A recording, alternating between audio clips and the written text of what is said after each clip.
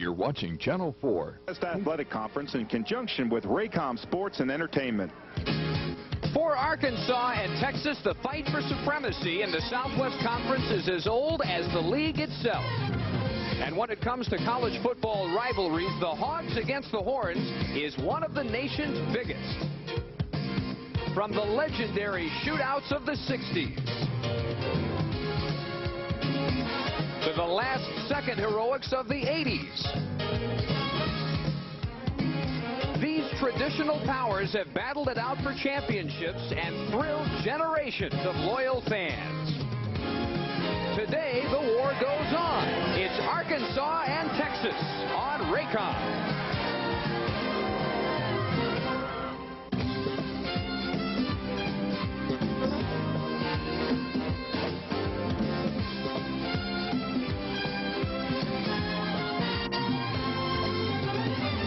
This is Southwest Conference football and is presented by Southwest Airlines, offering everyday low fares and convenient flights to many exciting destinations.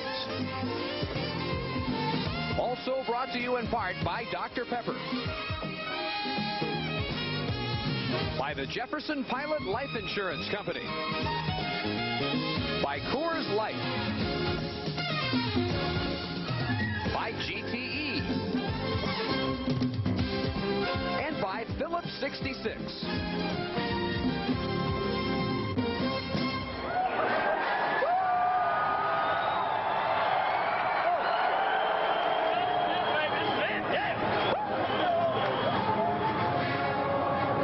We welcome you to Memorial Stadium in Austin, where today it's the Arkansas Razorbacks and the number 19 team in the AP poll this week, the Texas Longhorns. Welcome to another Raycom Southwest Conference game of the week. Arkansas has been a disappointment at 2-3, but no season is a total loss for the Razorbacks if it includes a win over the Longhorns, and they've won their last two trips here in Austin. Texas hoping that today will be another step up their ladder, hoping to get back to the Cotton Bowl. And Dave Rowe, for Texas to have trouble today, Arkansas has got to have a big game from Quinn Grovey at quarterback. Well, Arkansas always knew they had a great running quarterback in Quinn Grovey, but little did they realize what his passing would be. Look at that, 56% completions.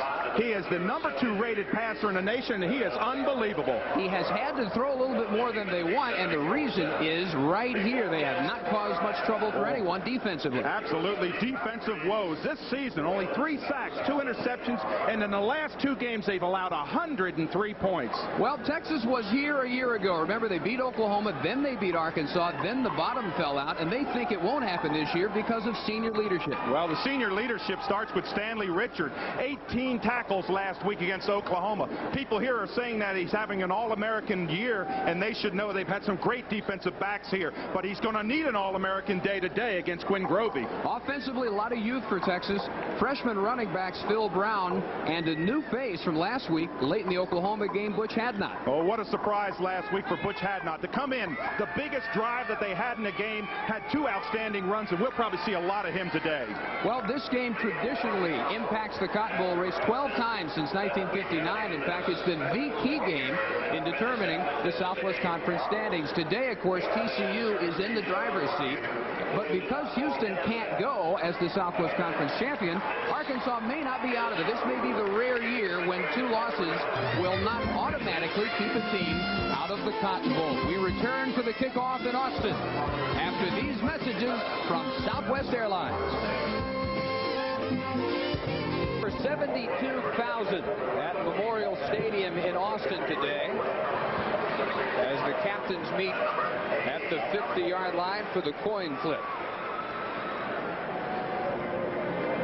There is some speculation that this might be the final time Arkansas plays football in Austin because, of course, they are headed for the SEC, and there is some sentiment at Texas to discontinue the series despite the great history of the rivalry. Of course, Jack Crow making his first trip into Austin. He hopes to make it a memorable one after their struggles against TCU and Texas Tech the last 2 weeks as the Razorbacks come onto the field here in Austin.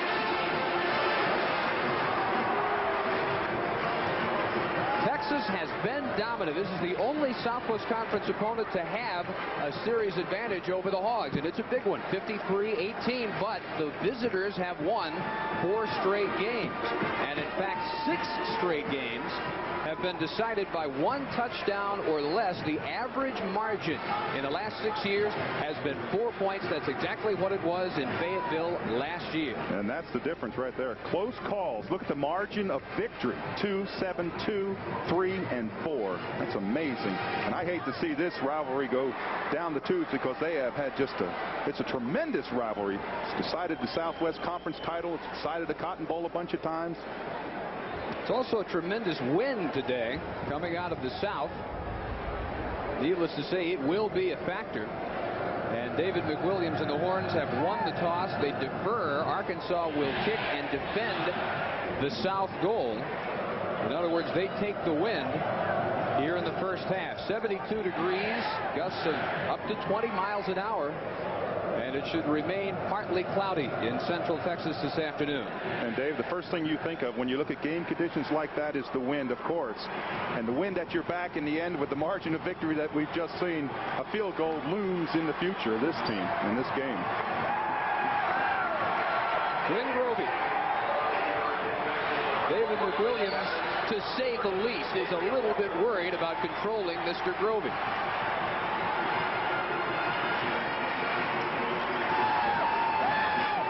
Heard an interesting story that the Arkansas locker room was locked and the officials couldn't get in to tell them they were making so much noise in there. The officials couldn't get in to tell them, hey, we're going to start the game, get out here. And that's of course what has caused our slight delay. Glenn Ray Hines will do the kicking for Arkansas. Deep receivers on the left is Grady Kapnis, on the right is Adrian Walker. It's been a little different week of preparation for the Hogs. They closed practices early in the week, try to close ranks, solve some problems, and come out of here with a win.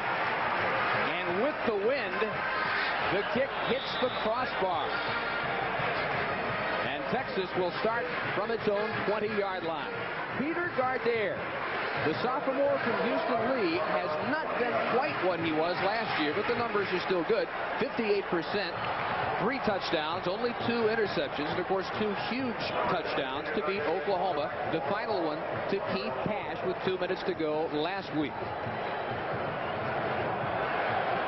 The Horns come out in the I. Johnny Walker is wide left, and Cash is wide right, with Phil Brown now slot left. And Gardere right to the air. With some pressure, he got it off to Butch Hadnot, who does get the start today, and he also gets 9 yards.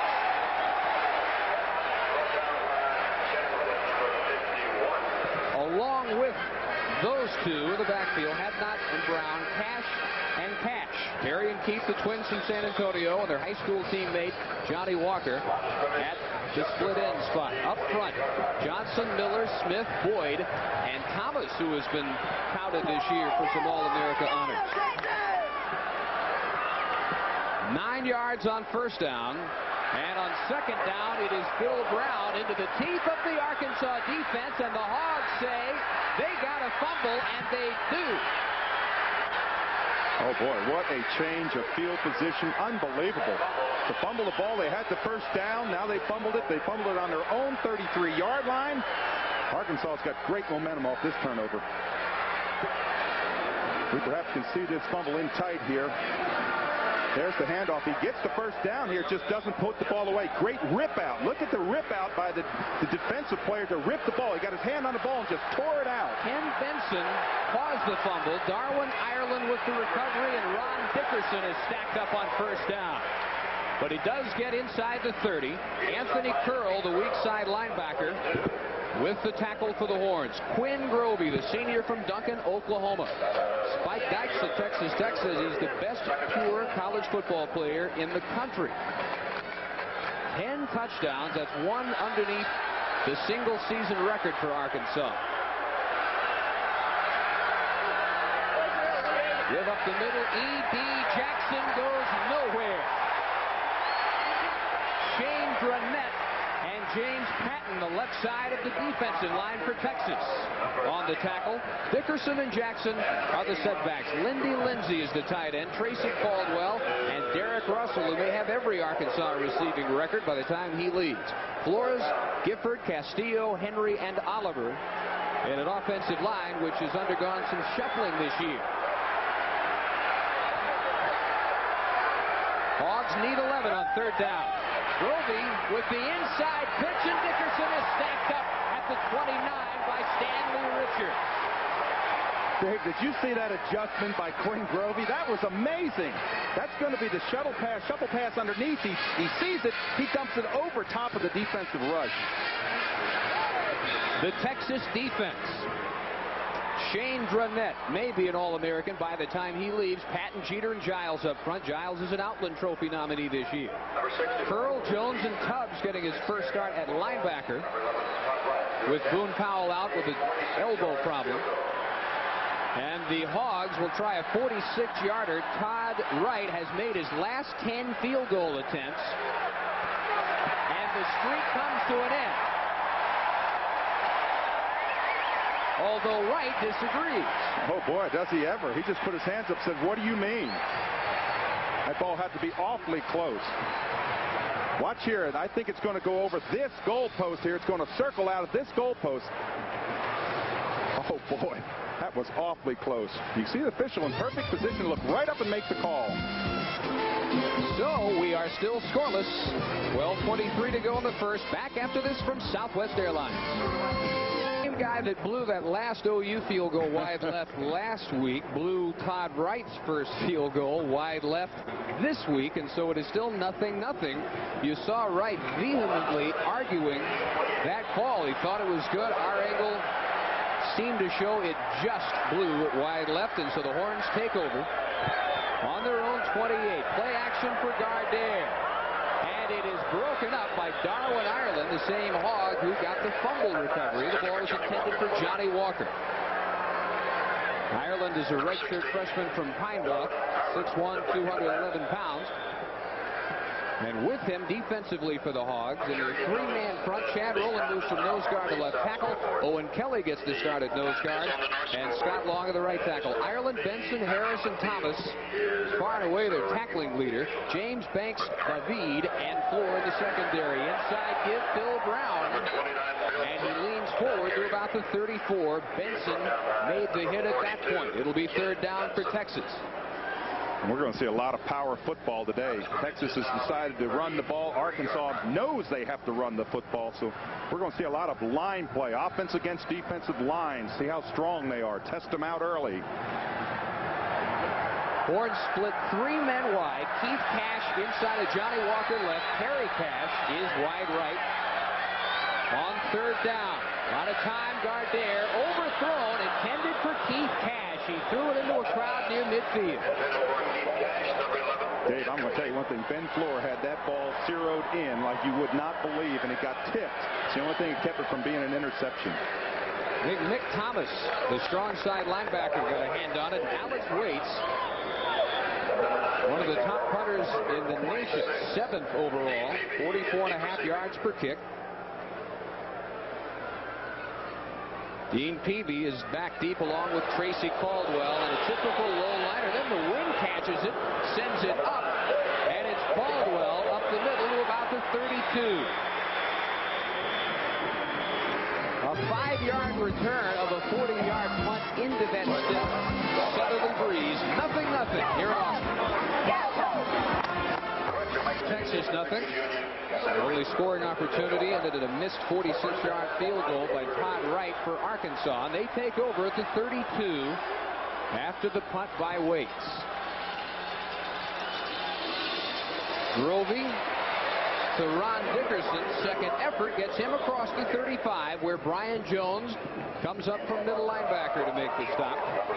And we get a chance to check today's Southwest Airlines team must. First of all, Arkansas. What do you mean by Arkansas football? Well, traditionally, this Arkansas team has rolled up and down the field with a run, and today they've got to go back to the run and establish it.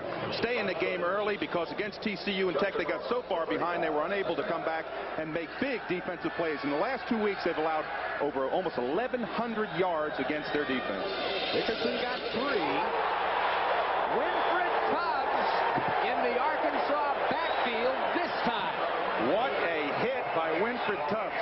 This is the old decleater. When you hit him right in the check, you tuck him up, and you just see the bottom of the cleats of the running back. Watch this hit.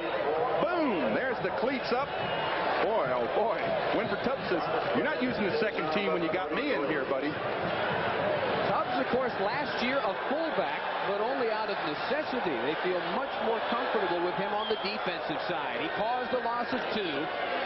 Grovey on 3rd and 9. Rolling. Curl comes up. Grovey goes underneath. Lets it fly, and it is over the head of Derek Russell, who is in double coverage. Berry and Gunn and Russell, and it'll be 4th down.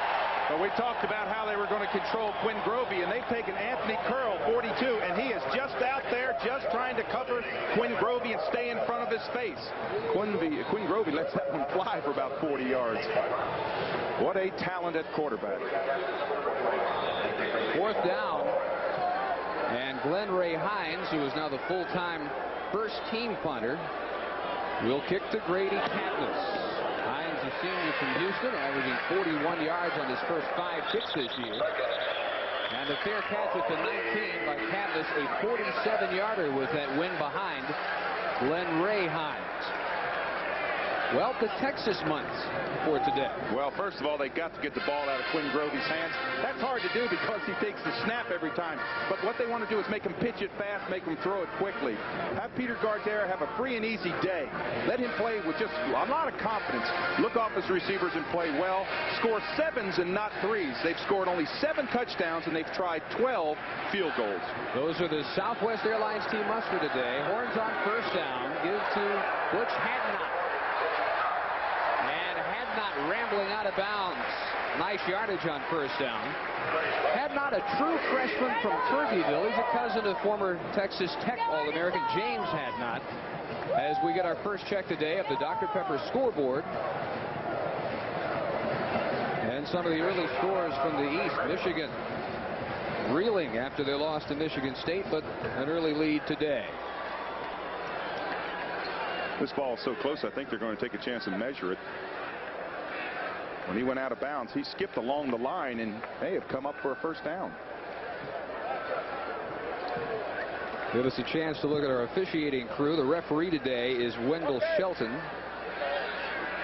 And they stretch it out, say 1st down, Horns. In the first quarter, Michigan 7, Iowa 0. Butch Hadnot, late in the Oklahoma game, summoned because of a brief injury problem for Phil Brown. David McWilliams said it might have been just as well that we didn't, as coaches, have a chance to talk to him and get him nervous.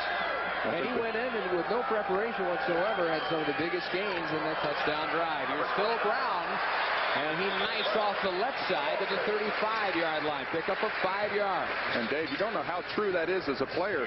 You sit on the bench, you're not expecting to really get a chance. All of a sudden they call your number, you run out there, you don't have a time to think about all the things that could possibly happen to you. And he had just 2 tremendous runs on that last drive. Well, at the conclusion of today's game, Dave and I will announce the Southwest Airlines player of the game. 2nd and 5. 9:22 in a 0-0 first quarter. This is Hadnot. Nice cutback inside and a 1st down to the 43. Going to have to see a lot of gang tackling on both these Texas backs today. Well, this man makes it on his own. Watch Hadnot as he makes this move on the backer who comes up to make the tackle. Right here, watch when he plants right there, jumps back inside, sees that little seam, good vision. I'll tell you one thing, he may be a true freshman, but he is truly a good running back so far.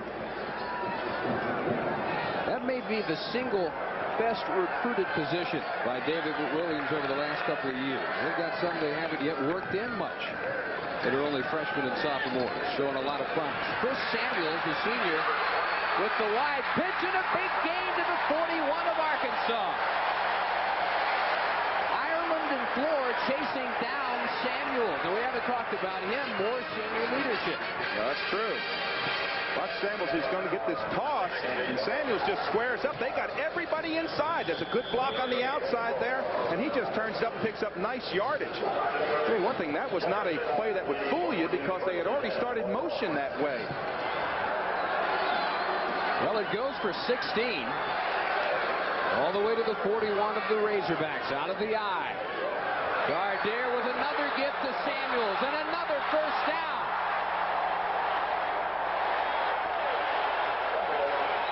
Nick Thomas and Curtis Banks chasing down Samuels. He's carried twice. He's got 34 yards. And this is a roll draw. What you do is you set the lineman set for draw. Now watch, they're going to set draw like a pass. Now they're going to turn out. Look at the great block there by Dwayne Miller, 53. Samuels gets the ball, and he's got a hole that he can just drive a truck up through. That is a tremendous hole. Great blocking by that big offensive line. From the 22, this is Hadnot, and Scott Long with the ankle tackle this time.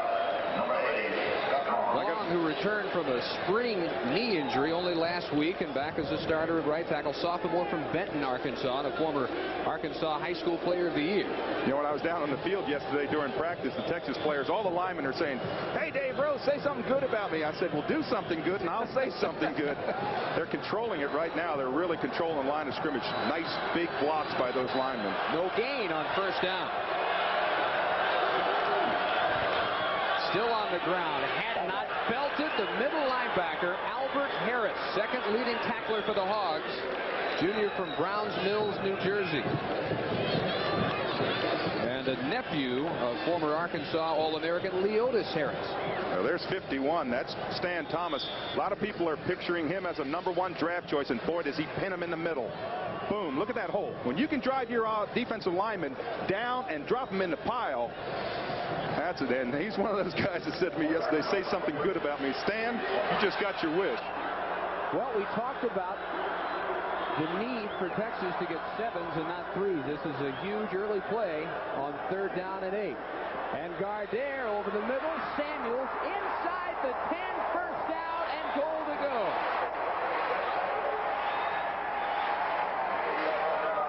One of the things that Peter Gardere has had a problem with, Dave, is to look off those receivers, and they worked hard on it this week. He's got to look one way. He does it right there. Then he comes back and finds his receiver on the other side. He finds Samuels. Now, if he can do that, that keeps his free safety from making the adjustment which way he's looking. First and goal after the big 3rd down play by Samuels, and here is Hadnot swarmed under and dropped for a loss. First man there, Shannon Wright. Another former Arkansas High School Player of the Year, a sophomore from Fort Smith. Right in front of Jack Crow's bench over there. And you better believe in that defensive huddle for Arkansas. They're saying, "Hey, tighten up. We've got to stop them right here. Make them kick a field goal or try a field goal at best." And every one of those players in there are talking right now saying, "Listen, everybody give 100% right here. We got to stop them." Well, a good start there for the Arkansas defense. A loss of 5, so second and goal from the 14. Keith Cash in motion. Gardere, good protection to the corner for Cash. Got it. Touchdown.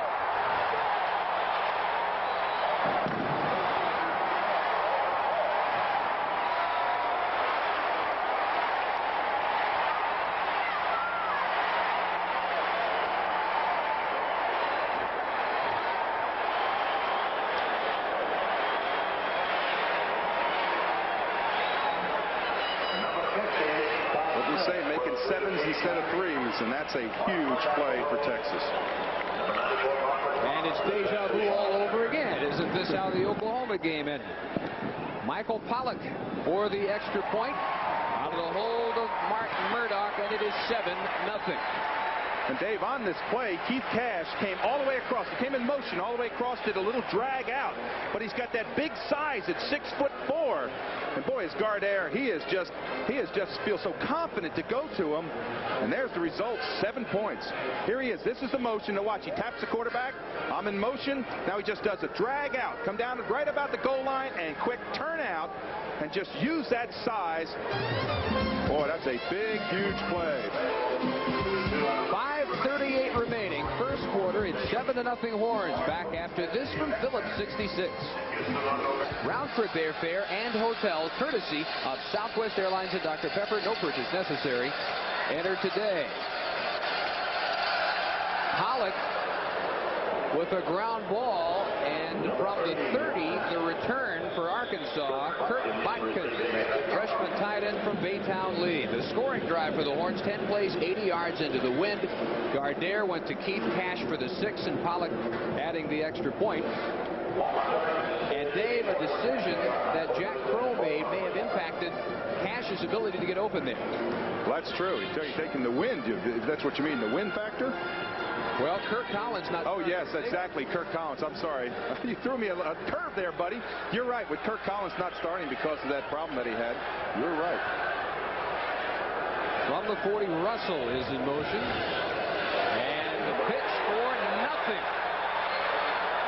Aaron Jackson stacked up and driven back about 10 yards. They will mark him at the 37. Now, what we're referring to, Kirk Collins and Patrick Crocker involved in some illegalities having to do with credit card purchases. And as part of his disciplinary actions, Crow decided not to start Collins and not to start Crocker. David was the man that Cash beat in the end zone. Now, he may well have beaten Collins had he been in that same coverage, but you figure it's going to have some impact today. Catch is made, and Caldwell's got some room. Inside the 35, Richard and Curl chase him down after a gain of 25. Well, that was a nice pass by Quinn Grovey. You know, I thought that wind would be a big factor. And now Grovey has the wind at his back, and he's using it to his advantage. He's got Caldwell open out in the flat here. But I was really surprised that Gardere passed as well as he did going into the wind. So maybe that wind isn't as big a factor down on the field as it is high above the field. A burner here. Freshman from Pine Bluff, his first college catch, went for 48 yards and a touchdown against Tulsa in the season opener. Hogs from the 34, crawling forward, E.D. Jackson. And they may give him 2. James Patton got the first contact. E.D. Jackson a little out of position at fullback this year. Yeah, he really is. They really don't have a true fullback. When Barry Foster left and went into the pros, they really lost that true fullback, and I think that's really hurt Arkansas's offensive scheme. They like that big power fullback plunging up in there to draw those linebackers, and then Grovey pulling it out and making the flip and the pitch out to the halfback. Jackson only averaging 3 yards per carry. Got 1 here. 2nd and 9 with Russell in motion. Grovey has an all-alone Tracy Caldwell touchdown, Arkansas. Boy, if you ever wanted to see a break in coverage, this is a break in coverage. And what a great read by Quinn Grovey on the play. I mean, he had somebody just barreling down his back, and he didn't panic. He just threw that little thing up to Caldwell, and the result was a touchdown. That is only the 2nd touchdown pass thrown against Texas this year. And the first was a similar play. No one picking up George Hemingway of Colorado. 7-6, and Todd Wright will try to tie it. 13-13 in this department. And now 14-14, and going back to last year, that's 17 straight extra points. The sophomore from Stillwater, 58 yards on this drive on 2 catches by Caldwell. Here's the scoring play. Well, there's the pressure in the back, and look how open Caldwell is down the middle. Really, the fake action into the line held the linebacker and made the safety come up. And you see Caldwell, he's running all by himself. He's saying, circle underneath this thing, look it in, and I'm just jogging in. He's so open, it's hard to see whose assignment was blown. Nobody in the area. 3:52 to go in the first, in a tie game here in Austin. It's 7-7. on the 33-yard hookup between Grovey and Caldwell. That much time remaining in the first. And Hines sails another one well beyond the end line. Texas will take over again at the 20. The scoring drive for Arkansas. 4 plays, 59 yards, all but one of those yards on 2 catches by Caldwell. And let me tell you how hard it is to catch a ball. When you're that wide open, the first thing you do is you say, oh my gosh, it's coming to me. I'm wide open, don't drop it. And I've seen a lot of balls dropped in that situation, but Caldwell really looked it in well and came up with the big points. And as Gardere brings the horns up, it was a record setter by Grovey. There you see the numbers in Fayetteville last year. He was uncanny in that game. And a lot of open receivers, but he split their numbers on those 16 completions.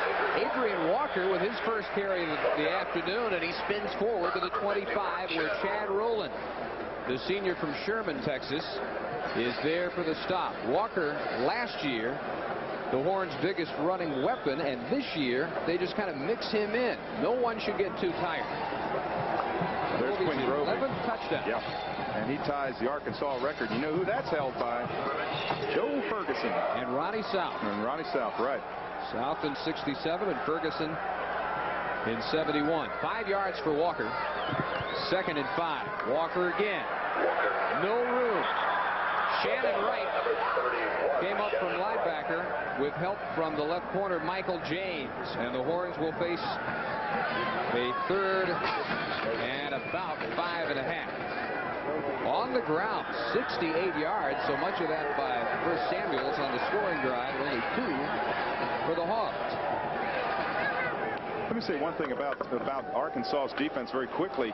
When you make adjustments on your line and you have to move one lineman to another position, it takes a little bit of game speed action to get almost in the flow of it. And Rowland had to make that switch to end. All day for Gardere. Johnny Walker has it. Somehow he plucked that one off the back of a Razorback defender for 31 yards. This is amazing. This ball is tipped. It's almost as if it's going to be intercepted, and it's tipped, and the ball just pops up.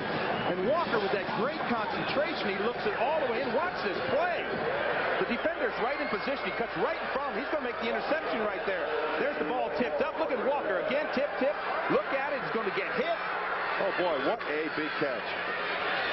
What a big hit. Albert Harris with the stick in the middle on Adrian Walker's first down carry. That was Pat Burris who looked like he had the interception. You can't have better concentration of your wide receiver than what we just saw from Johnny Walker. Absolutely. And when you go across the middle, they call it no man's land. And the reason they call it is because you're always going to get hit. But Walker, great concentration looking the ball and keeping his eyes on it. Waylon Johnson in the game, bottom of your screen, wide right. Adrian Walker in the backfield, out of one tackle. Second man got it, Ty Mason.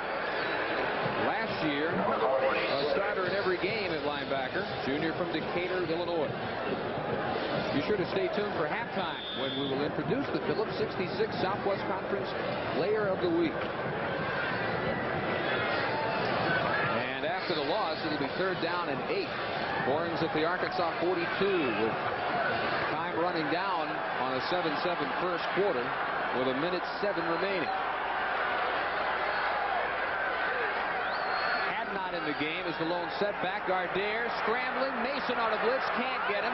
Long chases. Gardere out of bounds. Intended for Johnny Walker. And the Hogs hold, and it'll be a kicking situation for Alex Waits. That time Arkansas elected to blitz, and they got good pressure on Gardere, forced him out of the pocket, and while on the run, he only had one receiver to go to. Big punt here for Waits. The first one went 40. He'd like this one to go just about 40 also. Dean Peavy is back deep along with Caldwell at the 10.